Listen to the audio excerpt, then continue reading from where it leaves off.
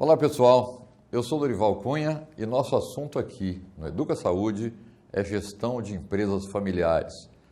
Nós vamos dar continuidade hoje aos assuntos que a gente já tratou nas últimas aulas, falando sobre um aspecto extremamente importante que influencia na gestão de qualquer empresa familiar. Esse aspecto é exatamente isso aqui, a gestão de conflitos. Quando a gente fala de empresas de uma maneira geral, onde já existem conflitos de todo tipo de natureza, vamos elevar isso aí ao quadrado quando nós estamos falando de uma empresa familiar. Por quê? Nós já vimos que as decisões, os processos, todos que acontecem numa empresa familiar, acabam sendo contaminados por uma componente emocional muito forte. Existe, além do assunto técnico, do processo técnico da condução da empresa, todo um envolvimento, toda uma carga emotiva que vem dos próprios sócios, de suas famílias, das pessoas que compõem a organização daquela empresa e principalmente das pessoas que estão encarregadas de fazer a administração daquele negócio. Então, isso somado às dificuldades técnicas que qualquer empresa tem, acaba proporcionando que aconteçam conflitos de uma maneira muito mais acelerada e com muito maiores dificuldades de serem resolvidos. Digamos que eu tenha duas famílias que sejam donas daquele empreendimento, ou três famílias, e de repente um deles falece.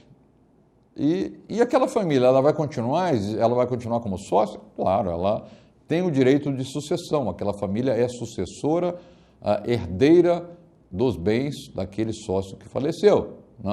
Isso aí é uma coisa vital. Porém, como é que, digamos que essa família não queira, eu não quero mais o negócio, agora morreu o patriarca da nossa família, eu quero o dinheiro que ele tinha dentro da empresa. Eu quero o meu quinhão de capital, o meu quinhão de resultados. Quanto vale essa empresa hoje para que vocês possam me pagar? E aí vem um outro problema. Quando acontece uma retirada de um sócio, não necessariamente o valor que ele tem a receber é o valor do capital.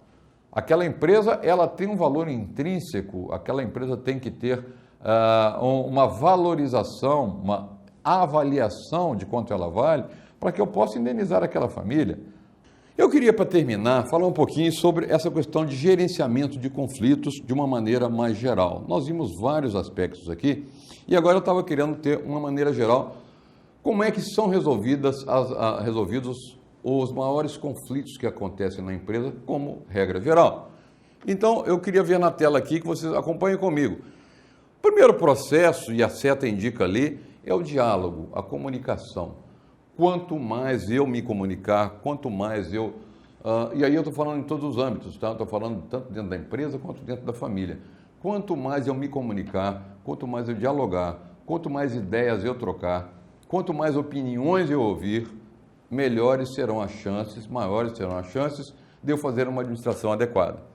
Se isso não resolve, psicoterapias individual, casal, familiar. Mas a empresa tem alguma coisa a ver com isso? Não, mas a empresa familiar tem. Por quê? Porque é uma junção de duas coisas, da empresa, aliás, de três, nós já vimos, a empresa, a propriedade e a família.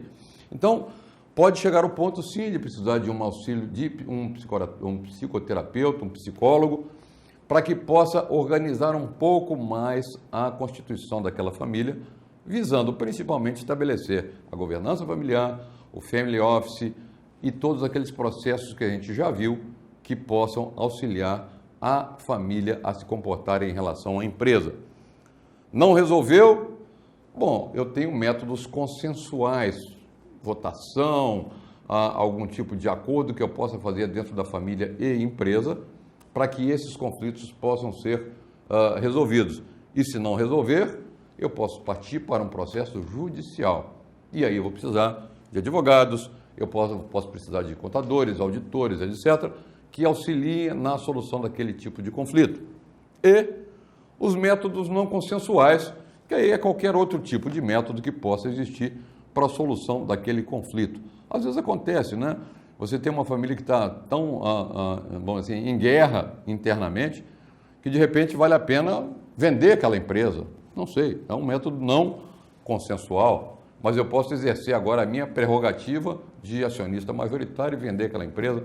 ou assumir a minha prerrogativa como sócio majoritário de eliminar algumas pessoas que fazem parte minoritariamente daquela sociedade.